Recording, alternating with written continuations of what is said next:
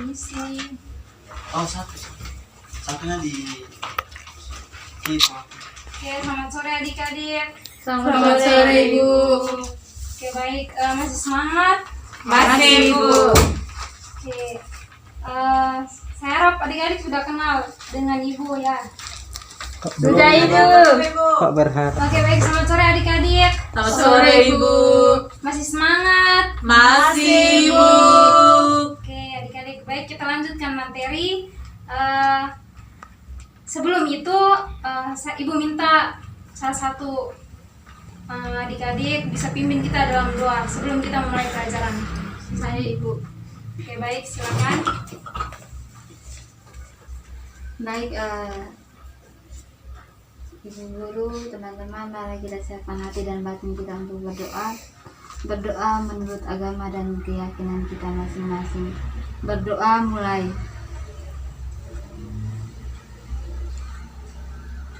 Berdoa selesai.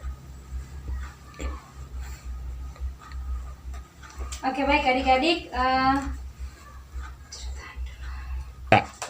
Oke, baik adik-adik. Mungkin adik-adik masih mengingat materi tentang, maksud saya materi minggu lalu. Masih, Ibu. Mungkin adik-adik, salah satu dari adik-adik bisa menyampaikan materi dari minggu lalu. Mungkin dari adik-adik, salah satu dari adik-adik bisa menyampaikan materi minggu lalu kepada kita semua. Minggu lalu kami belajar tentang kerajaan-kerajaan bercorak Hindu Buddha di Indonesia. Contohnya seperti Kerajaan Kutai, Tarumanegara, Kerajaan Sriwijaya, Majapahit, gitu Ibu. Mungkin ada yang tahu tentang kerajaan-kerajaan Hindu Buddha selain yang sudah disebutkan oleh adik Lala? Itu saja yang saya tahu. Kerajaan Singosari. Oke, baik, terima kasih. Jadi yang adik-adik sampaikan itu semua benar. Oke, baik adik-adik, materi kita pada hari ini yaitu tentang teori masuknya agama Islam di Nusantara. Tujuan dari pembelajaran ini yaitu peserta didik mampu berpikir secara kritis dan kreatif dalam mengidentifikasi teori proses masuknya agama dan kebudayaan Islam di Indonesia. Menjelaskan tentang teori masuknya agama dan kebudayaan Islam di Indonesia, ada beberapa alim mengemukakan teori yang paling mendekati kebenaran tentang proses masuk dan berkembangnya agama Islam di Indonesia. Yang berikut indikator dari pembelajaran ini yaitu yang pertama mengidentifikasi teori tentang proses masuknya agama dan kebudayaan Islam di Indonesia. Yang kedua menjelaskan teori tentang proses masuknya agama dan kebudayaan Islam ke Indonesia menurut para ahli. Terus yang ketiga menentukan teori mana yang paling mendekati kebenaran tentang proses masuk dan berkembangnya agama Islam di Indonesia.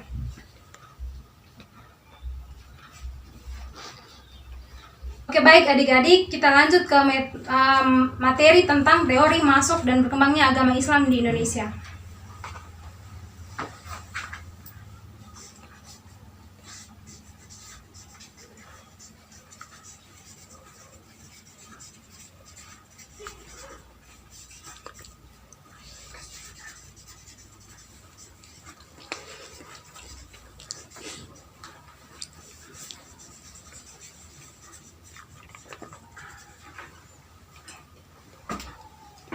Oke, baik adik-adik, yang pertama kita akan membahas tentang teori Gujarat.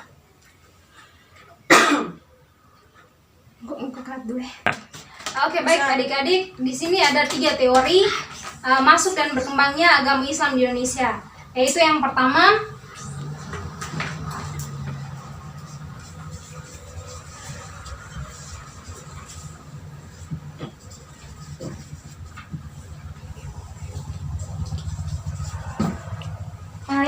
teori Gujarat, yang kedua teori Mekah,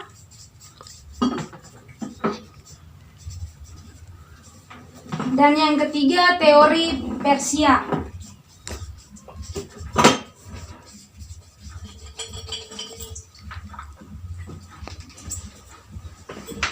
Oke, baik adik-adik, kita akan membahas satu-satu dari ketiga teori ini. Yang pertama, teori Gujarat. Teori ini berpendapat bahwa agama Islam masuk ke Indonesia pada abad ke-13 dan pembawanya berasal dari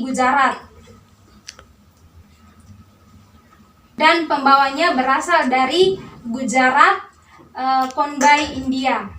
Dasar dari teori ini yang pertama, kurangnya fakta yang menjelaskan peranan bangsa Arab dalam penyebaran Islam di Indonesia. Yang kedua, hubungan dagang Indonesia dan India telah lama melalui jalur Indonesia, Konbai, Timur Tengah, Eropa. Dan yang ketiga, adanya batu nisan Sultan Samudera Pasai yaitu Malik Al-Saleh tahun 1297 yang bercorak khas Gujarat. Adik-adik bisa lihat ini salah satu bukti dari teori Gujarat. Salah satu bukti dari teori Gujarat yaitu adanya makam Sultan Malik Al-Saleh. Adik-adik bisa lihat? Bisa Bisa, Ibu. Ibu. Ibu sambil melihat Ibu. Saya Laptop juga nyala belum. lagi. Oh, sudah Ibu.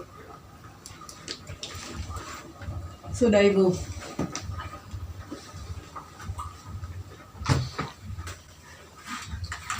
Oke, baik, kita lanjutkan.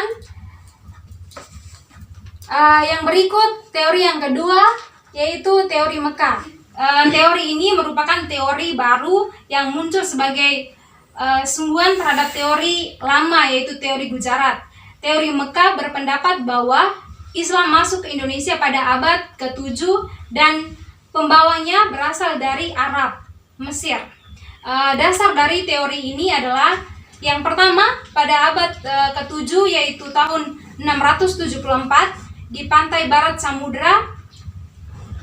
Dasar dari teori ini adalah pada abad ke-7 yaitu tahun 674 di pantai barat Sumatera sudah terdapat perkampungan Islam Arab dengan pertimbangan bahwa pedagang Arab sudah mendirikan perkampungan di Kanton sejak abad ke-4. Yang kedua, Kerajaan Samudra Pasai menganut aliran mazhab Syafi'i, di mana pengaruh mazhab Syafi'i terbesar pada waktu itu adalah Mesir dan Mekah, sedangkan Gujarat, India adalah penganut mazhab Hanafi. Yang ketiga, Raja-Raja Samudra Pasai menggunakan gelar Al-Malik, yaitu gelar tersebut berasal dari Mesir. Adik-adik, kita lanjutkan ke teori Persia. Teori yang ketiga yaitu teori ini berpendapat bahwa Islam masuk Indonesia abad ke-13 dan pembawanya berasal dari Persia, Iran.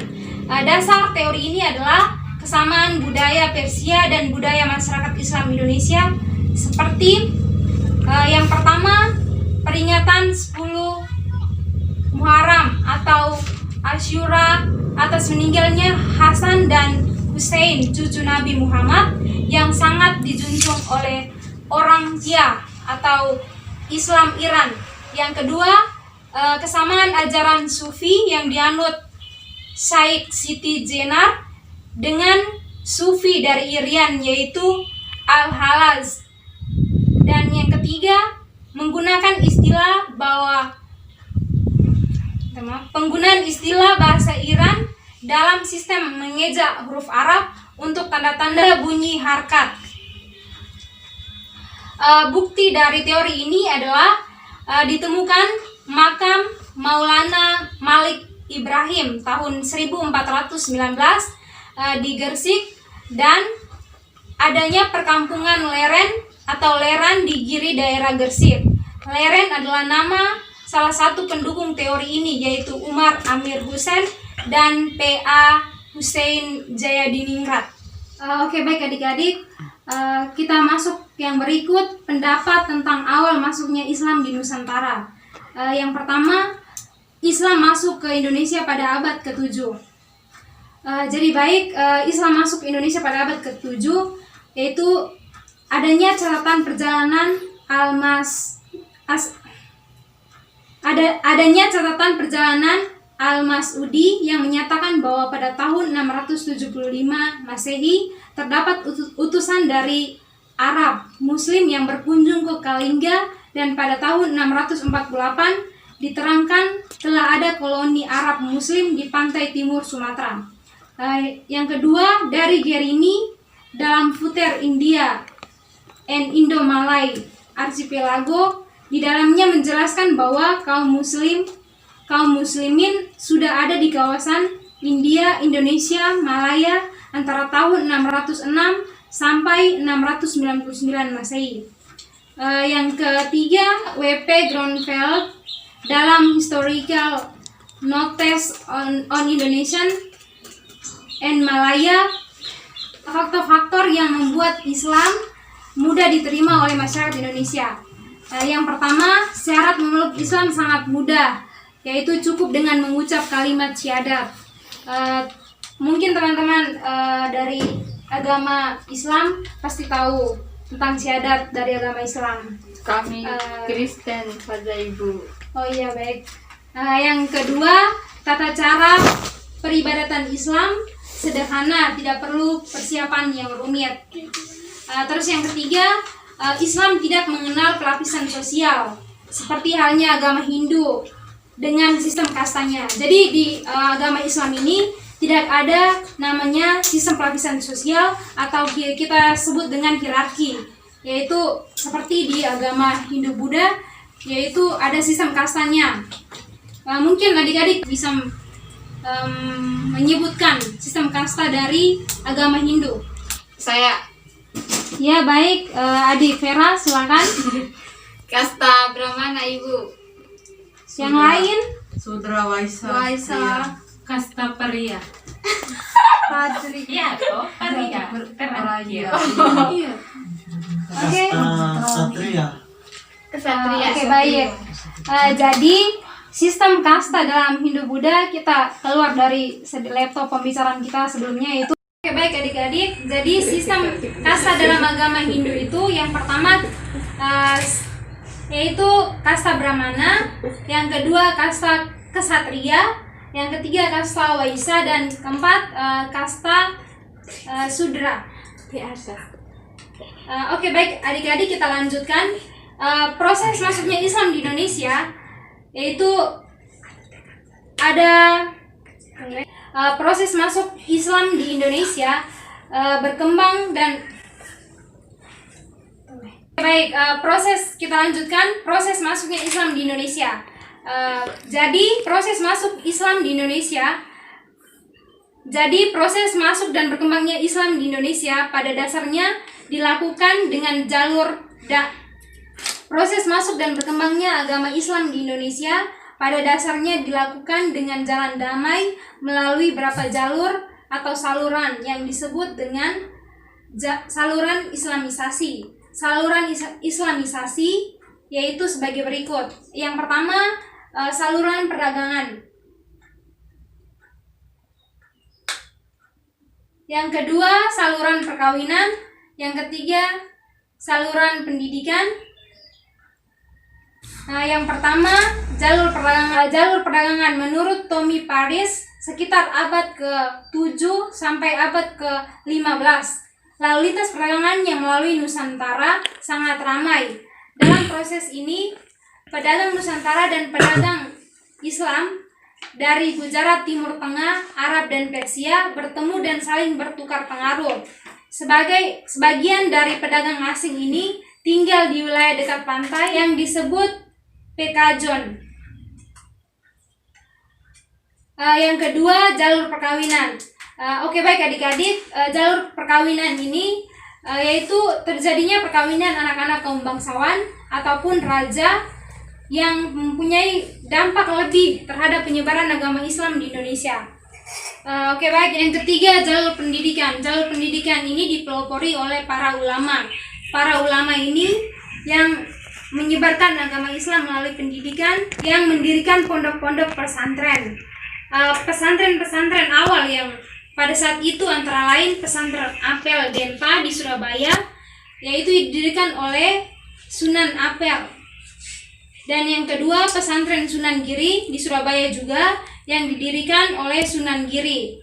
Saluran ini sangat efektif untuk mempercepat dan memperluas penyebaran Islam hingga ke daerah-daerah yang terpencil. Yang berikut ajaran tasawuf. Yang berikut ajaran tasawuf. Tasawuf ini sendiri adalah ajaran ketuhanan. Oke, baik adik-adik, yang berikut yang keempat ajaran tasawuf. Mungkin adik-adik siapa yang tahu tentang ajaran tasawuf? Saya Bu. Ajaran tasawuf merupakan ajaran ketuhanan yang telah bercampur dengan mistik atau hal-hal yang bersifat magis. Ajaran tasawuf masuk ke Indonesia pada abad yang ke-13. Oke, baik, Adik Kei sudah menjelaskan tentang ajaran tasawuf. Jadi benar adik-adik, ajaran tasawuf ini adalah ajaran ketuhanan yang telah bercampur dengan hal-hal yang berbau mistik maksudnya, atau hal-hal yang bersifat magis. Oke, baik, kita lanjutkan. Jalur yang kelima yaitu kesenian. Kesenian juga merupakan saluran bagi penyebaran agama Islam di Nusantara. Contohnya Sunan Kalijaga yang memanfaatkan media wayang untuk penyebaran agama Islam. Terus yang keenam yaitu saluran politik. Saluran politik ini dilakukan oleh para penguasa pribumi yang masuk ke Islam. Yang kedua, penguasa-penguasa sebagai penuntun rakyat. Yang ketiga, munculnya kerajaan-kerajaan yang bercorak Islam. Terus yang ketujuh tentang dakwah, saluran dakwah. Saluran dakwah ini proses islamisasi di Jawa melalui dakwah dilakukan oleh kelompok para wali yang dikenal dengan sebutan wali sanga atau wali songo. Yang mereka ini dikenal telah memiliki ilmu serta penghayatan yang tinggi terhadap agama Islam. Oke, baik adik-adik, mungkin waktu kita tersisa 5 menit. Saya ada tugas untuk adik-adik, mohon dicatat. Baik, baik adik-adik, tugasnya yaitu adik-adik mencari tahu wali songo. Jadi julukan untuk wali songo ini diberikan kepada 9 orang wali yang berjasa besar dalam penyebaran agama Islam. Jadi adik-adik cari 9 orang wali yang sangat berjasa dalam penyebaran agama Islam. Ya Ibu. Nanti minggu depan dipresentasikan. Ya Ibu. Baik Ibu. Oke, baik adik-adik, Ibu akan sebelum Ibu menutup pelajaran kita hari ini, Ibu minta salah satu orang memimpin kita dalam doa. Marilah kita siapkan hati dan batin kita untuk berdoa. Berdoa menurut agama dan keyakinan kita masing-masing. Berdoa mulai. Berdoa selesai. Oke, baik adik-adik, sampai jumpa minggu depan. Tetap jaga kesehatan, patuhi protokol kesehatan. Siap, Ibu. Terima kasih, selamat sore. Selamat sore.